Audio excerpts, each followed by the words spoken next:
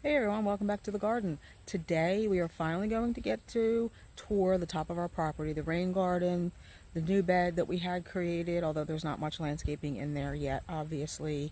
Our little shade bed underneath our fallen mulberry tree, and we'll also take a glimpse of the meadow, which is definitely still a work in progress. This is only its second year, so it's still quite weedy. We're still trying to control the invasives, but since we have had some help up there, in the last couple of weeks doing some weeding and mulching for us and just general tidying up, I feel like it's finally in a state that I can show it to you. It was just really messy before and it just didn't feel right showing it in a video.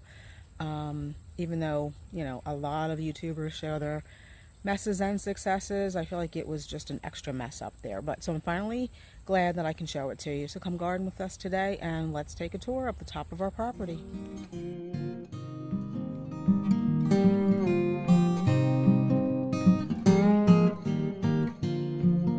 You can see the new bed we had created yesterday with the two skip laurels and the Spartan juniper. Again, lots of room in there for some new plants. I don't know that we're going to finish up landscaping this year. The Royal Raindrops crabapple is going to come out.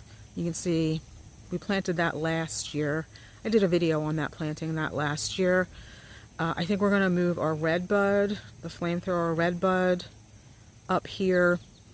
That is in the Thea Thin Man bed right now because it will appreciate a little bit of shade. Now I know it looks like it's in full sun right now, but at this time of the year the sun's at a little lower angle and it won't wash out the red bud. So I feel like the Thea Thin Man will come up front in this bed. Again, the crabapple will come out. I feel like between these two skip laurel, I'd really like to put an oak leaf hydrangea and just landscape this really pretty. I feel like it's calling out for some kind of concrete garden ornament, maybe a bird bath or a bench. So then the rain garden berm, we have the three tiger eye sumacs, which this is only their second year, and they are already setting up runners. We've had to pull them out several times. So those are supposed to be transplanted up to the meadow, probably not this year. And I'd like to replace them with three Incredible Blush. I think the Incredible Blush will look pretty when they're blooming at the same time as the Holy Grail Hibiscus, which are still blooming, which is incredible. We are now almost at the end of August and these are still blooming. This bigger one up front was planted last year. The smaller one in the back was planted this year. Doing really nicely. And we have some Arctic Sun dogwoods that we pruned way back. Wherever their branches touch the ground, they root in. So those are great for erosion control. We don't necessarily need that here, and they were kind of overtaking the fluffy arborvitae that you could see behind them, which are doing nicely. And then we have blonde ambition grass in front here, which I'm not impressed with this year. We did transplant them last year, but they're looking a little roughshod. I'm not sure if we're going to keep them there or not. We have a gray owl juniper we planted last year. The ginger wine 9-barks are doing well. I feel like this is the first time they've done really well because they haven't been eaten by deer. I'm going to come up to this side of the rain garden. We have some prairie drop seed. These were originally on our bottom retaining wall bed where the lemon squeeze pennisetum are now. Prairie drop seed is a native grass that also is very drought tolerant and great for erosion control. I just don't feel like they did much for the look on our top retaining wall. But you can see all the pretty coneflowers in here. And the agastaki, can you see the blue? Let me see if I can zoom in on that. It's not nearly as big and vigorous as it was last year, and maybe it's just getting a little bit too shady up here now. But it is still blooming, pretty. We have some summer sweet. We'll get in the rain garden and show you those from the other side. Some more heliopsis. This is a different variety. So those are the same variety I just showed you. This is a different variety. It's called Bleeding Hearts. I think it's a little roughshod this year too. I think everything's a little roughshod this year because of the drought and the really hot summer. Back of the rain garden, we have some of the panicum grasses we split, divided from our front rain garden. There were 3 cloud 9s, and I think we got 9. There's another one over there, and several planted up here in the meadow to kind of slow down the runoff. Beautiful Joe Pye weed, buttonbush, goldenrod. This is some of the goldenrod that was transplanted from our top retaining wall bed. These variegated shrubs are ivory halo red twig dogwood. This one has struggled for a long time, finally getting big, putting some growth on. Not sure why it's dead in the middle though. That's a little concerning. The big shrub behind it is a calacanthus, just the straight native. We have another one here, another ivory halo red twig dogwood, and another calacanthus here. What else? Showed you a button bush. We have 3 Acorus ogon, which I don't think like the sun up here. Even though they're supposed to be able to take a little bit of sun, they just don't like it up here. You can see the turtle head. We have like a hedge of turtle head up here. Iris versicolor, which probably needs to be divided. And then going down here where the water travels, we have 3 ground hug chokeberries to help with erosion control. There's one there. Another one down there right above those stones. And then the 3rd one right there. You can see the rain garden from the other side here. So the Agastaki are kind of laying on their sides. They were, as I said, they are just not doing the best this year. I don't know if it's getting a little bit too shady up here, but they do still have beautiful blue blooms. I mean, this one too.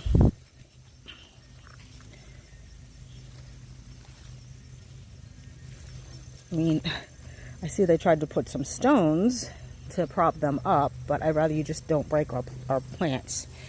Anyway, so there's lots of coneflowers in here that are looking really, really nice. In front is some summer sweet. This one is still blooming. A little difficult to get through this way, so let's back up and go the opposite direction. Okay, so we're down in the bottom of the rain garden now. You can see the Flamenspiel sneezeweed in bloom. Really pretty. They do tend to get a little floppy. The panicum, I believe this is heavy metal, is very floppy this year because of how dry it's been. This summer sweet even took a hit this summer because of how dry it's been. I mean, look at the crispy leaves. But we did come up here at times and provide some additional water, and we did throw down some leaves. We were trying to compost to try to keep what little water there was in the ground. This one over here seems to have done a little bit better. Pretty white flowers, and they do smell. Summer sweet smells really nicely. Just pan around, you can see the Joe Pye weed in full bloom, turtle head in full bloom. We'll go over there. We have 2 shamrock ilexes down here for some winter color. This is the Simply Sensational Sweet Shrub from Proven Winners. It's been done blooming, but it's definitely a lot more columnar than its native parent. And it's definitely probably about 6 feet tall. Likes it down here, and it doesn't get eaten by deer. I think they're supposed to be deer resistant anyway, but they will nip. And here's the other shamrock holly, winterberry, glabra. Again, it's an evergreen. This is a berry heavy gold, and there's a berry heavy gold over here already. This one already has berries. I don't see any on this one. I don't see any berries on this one at all, which is kind of weird. Maybe they've already been eaten, which I find hard to believe. But you can see the berries here, and some of them are already starting to turn a little bit gold. We have some ferns through here, which are spreading, which is nice because it does get more sun here than the ferns would like. And since we've had very little rain this year, they tended to struggle, but you can see this one has a lot of new growth on it, which is really pretty. The hollies are looking good, although they do need to be pruned up. We do want to keep them columnar. These are just straight Ilex opaca. They can get a little rangy. see if we can go around the other way and show you the beautiful pinpoint blue and gold frost cypresses, which are doing really well. So here's one. It's definitely put on some new growth this year. They like it dry, and it's definitely been dry. They are beautiful. I can't wait for them to get bigger. Look at the beautiful gold tips. And there's the other one over there. And you can definitely see the line here, the difference between where we had the mulch and the wood chips. Lots more ferns. We have 4 hollies up here. This one is covered in berries as well. You should start to see the Joe Pye weed come into focus now. A button bush in the middle here. Some more Joe Pye weed. Another Ilex opaca. This one actually has gold berries, although not as many. It was covered in gold berries last year. I do see a couple, just not a lot. Some more Joe Pye weed. This Joe Pye weed we transplanted up here. This was also behind our top retaining wall, and it was just way too much. I mean, this was a tiny little plant last year. You can see how much it's grown. Now we're on the back side where we started, or you've already seen that. And we just have 2 random daylilies up here. And they really did a nice job with the mulch and the wood chips, I have to say. These wood chips are really nice. If you hadn't told me these were wood chips, I would not be able to tell the difference. And they also wood chipped the edge of our meadow here, which is nice, but we'll walk over and look at that in a second. But there is a little bit of a path here that we can get in. So this is a bottle gentian, and there is another one. Yeah, it's a little bit smaller. There's another one back down in there. And then, so I think you've seen all this. Here's some more ferns, and then we have pachyra, which also helps with erosion control, and they are very aggressive spreaders. It's a native plant, really pretty yellow blooms in the spring. There's another patch of it on the other side, but we keep pulling it out as much as we can. We just want to leave a small patch. All right, so see how this is one of the hollies with the red berries. So many more berries than that one over there, which is the gold. Every once in a while you do get a random wild holly that has gold berries. That's not like a cultivar or anything. All right, so let's try to get out of here without breaking my bottle gentian. And so you can see the meadow. It's still quite a mess. We have had it weed whacked to try to control some of the invasives, and that's what you see laying down. And some of the brown and dead stuff has been, it's been sprayed. One of the only ways to control some of these invasives is to spray. Here are some Panicum Cloud 9s we transplanted. This is where the water comes down, so we stagger them so that it would slow down. But you can see we have lots of pretty black-eyed Susans, and we have a coneflower, some dogbane coming back, lots of black-eyed Susans. That has been the most notable flower up here this year, which is what you would expect from a first-year meadow. So anyway, like I said, they did put wood chips on the edge of the meadow, which I like. I like having a separation. And this is where the silt sock was for the first 2 years to stop the runoff coming out of the meadow. So I'm really glad that they put an edge here of wood chips. And here we have a spice bush. This was growing here and we just left it. And you can see now, this is where we planted the 2 free Annabelle hydrangeas I got. I had to cut them way back. When we got them home, obviously they sat around for about a week or 2, and we finally got them into the ground. I think they were just shocked to be out of their containers. So they don't look the best. They do have new growth. You can see new growth. There's new growth back there. Some new growth down there. This one's doing a little bit better. This one actually has new growth coming from the bottom, which is really one what I want to see on both of them. This one just doesn't have it over here, but that's okay. I mean, you can see everything looks just so much neater, and everything pops with a layer of mulch. You can see, unfortunately, we lost a blue point juniper. I'm not sure why. I don't know if it's too dry up here, too wet. I mean, I even had to trim out the top of our little prospect witch hazel. This, I can imagine, may be dying back because of lack of rain. Blue point junipers are supposed to be pretty drought tolerant.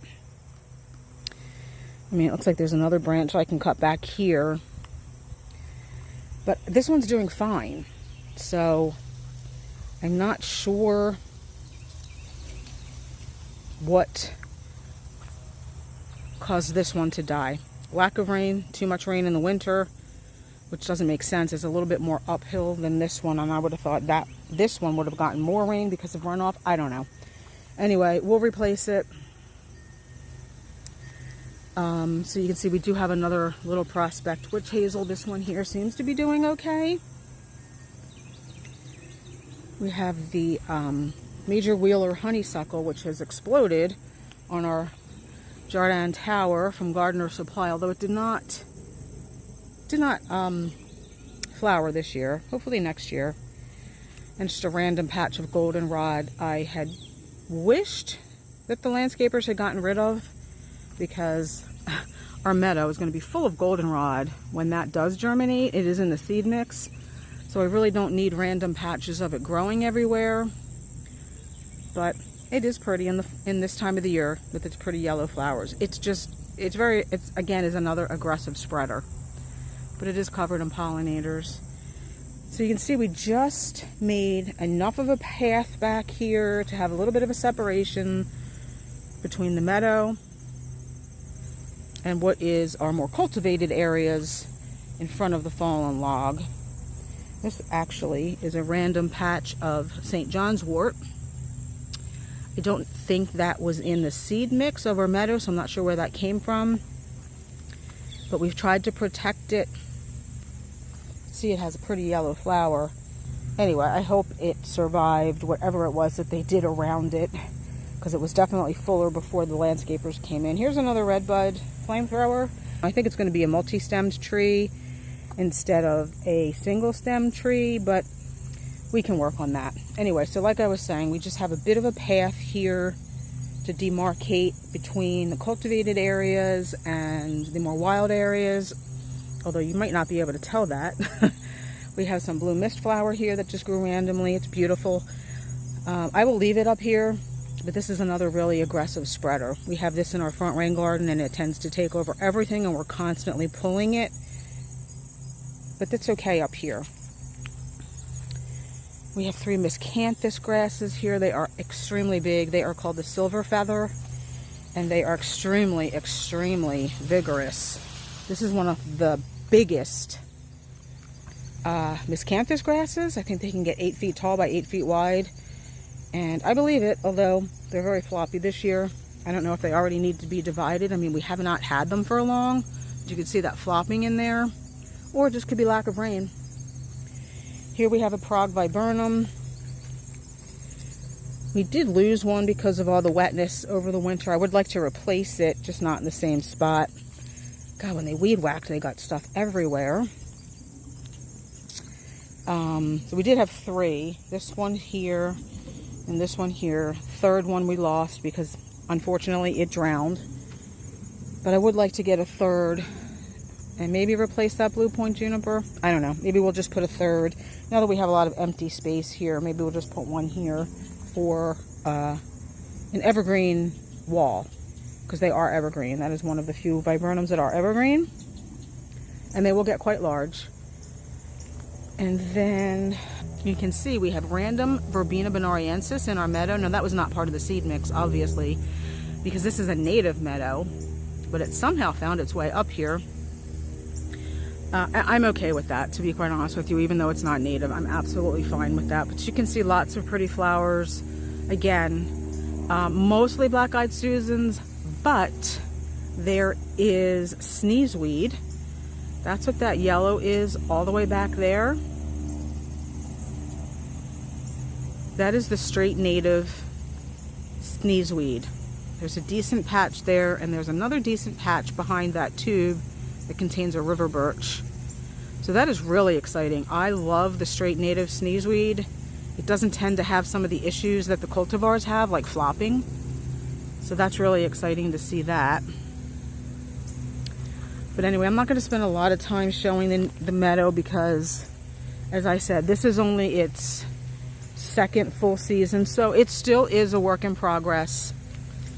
My husband has seen a lot of other stuff up here, though, besides the stilt grass that we're trying to control. I feel like over there where we have some chokeberries and Ilex verticillata and our eastern white pines, there are cardinal flowers. There are, what else did he say? Oh, some blue lobelia and something else I can't remember, but that's exciting. So, all right, let's come in from the other direction now. Okay, so now we're coming in from the opposite side. So these are the summer sweets that we transplanted from our driveway bed. Doing nicely. Obviously, we had to provide a lot of water to get these things to survive up here. I mean, they did take a little bit of a hit, but we transplanted them in the high heat of summer. But they still bloomed, and they've got new growth on them. So I'm excited about that. There's 3 of them, and they will form a really nice hedge here. And obviously, that was the smaller of the 3. And I know it looks like odd off on its own, but it will get to be as big as these 2, which is why we spaced them the way they did. That will be a nice 6 to 8 foot tall hedge. Probably almost as wide. This is the Ruby Spice. They can get quite large. One of my grasses fell over. So let's see. This is a, oh gosh, it's a viburnum. We have 3 of them here. What are they called? It's just a straight native viburnum dentatum. That's what it is. So this is what, there's a viburnum called Blue Muffin. I think it's a proven winners variety. That's what this is based off of. That's based off of these. And then what else do we have back here? I'll tell you about my new grasses. The Blue Shadow Fothergilla are doing well. Some funkiness going on there, probably because it's dry, but they survived the winter wet, which I'm surprised because they are not, you know, they're not considered like a rain garden plant. And the viburnum that we lost was where that summer sweet is that I just showed you, the smaller one, and obviously that one died. And it was quite wet down here in the winter, but the Blue Shadow Fothergilla survived. Not sure what's going on with it though. This one, I mean, this one looks fine, other than a little bit of dead in there too. Again, I don't know, so many plants are having such a hard time this summer because of the heat, the humidity, the dryness. It could be any number of things. Anyway, so the Blue Shadow Fothergilla are doing well. There's another viburnum. That's the backside of the silver feather miscanthus grass, and another viburnum. And let's take a step back. So, let me stand this one grass up. I think we're going to try to get this planted today. These are called Cherokee sedge. They are a great grass. They're native. They can take full sun to full shade, hot, wet, dry, and everything in between. Which is why I bought them for up here, because you can see the pretty chartreuse color against the blue of the Blue Shadow Fothergilla. That's always what I wanted to do up here, blue and yellow. I have the Dervilla Kodiak Fresh that I wanted to transplant up here. I can't find any definitive answer if Dervilla is black walnut tolerant, because this tree right here is a black walnut. I also don't think, if we have another wet winter like we just had, those Dervilla are definitely not going to survive up here, whereas these sedges will. So I got 4 of them because we were having a buy one get one free sale at work. So instead of just buying 2, I thought 4 made sense. Hopefully we get those in today. And then again, you can see where we stopped the wood chips and started the mulch, because this is the more cultivated area. Haas Halo Hydrangea. This one gets really, really wind blown. I mean, the wind just whips through here. And it's kind of why some of the branches are broken. Kind of why it looks a little roughshod. Yeah. But once it gets through, this is its first full year. I think we planted it mid to late summer last year. So this would have been its first full year. Hopefully, you know, once it gets through this rough patch, we have provided a lot of extra water. But once it gets through this rough patch next year, it will look a little bit better. Even the bug bane, I mean, it just tends to get really, really wind blown up here. I did come up and cut a lot of dead. It just gets broken from the wind. Anyway, so we have 5 bug banes up here. You can see getting ready to bloom. They are a late summer bloomer, and they smell incredible. We have 3 bug banes down on our top retaining wall bed called Hillside Black Beauty. They smell absolutely incredible. All right, since we're over here, let's come over here and just stay on this side. This is just I think this is another summer sweet. They just tend to grow wild up here, so we left it. I think there's even another one back there. I think there's like a wild crab apple in here. My goat's beard. Goat's beard does not do well for me up here. The Chantilly lace does, which you can see right here. But I think it must be awfully dry up here. No matter how much water we give the poor thing, you can see where it was. Where I tried to move the mulch back a little bit. It's gone. It hardly ever grows. I really love the native goat's beard, and I'm going to try again. Just maybe not here. We have some ostrich fern. This lovely creature, which struggled for a bit the first year too. I think this is its 3rd full year. This is an oak leaf hydrangea called Snow Queen, and it has a lot more blooms on it this year. Now they've gone all dry, right? It's past their bloom time, but it only had 1 bloom last year, I think, because the deer ate all the blooms off. We've been religious about spraying, so we got lots of blooms this year. You can see some new growth coming in there. This is a big one, which is why I wanted it here. It's called Snow Queen, 6 to 8 feet tall and wide. I'd love to get another one of these to put in the new bed we just had created, like in front of those 2 skip laurels. They're really hard to find though. I got this actually at the nursery that I work at, I don't know, 3 years ago, but before I worked there, and they just don't have them anymore. Take a step back here and I can show you the whole picture. Now obviously we've had some deer damage.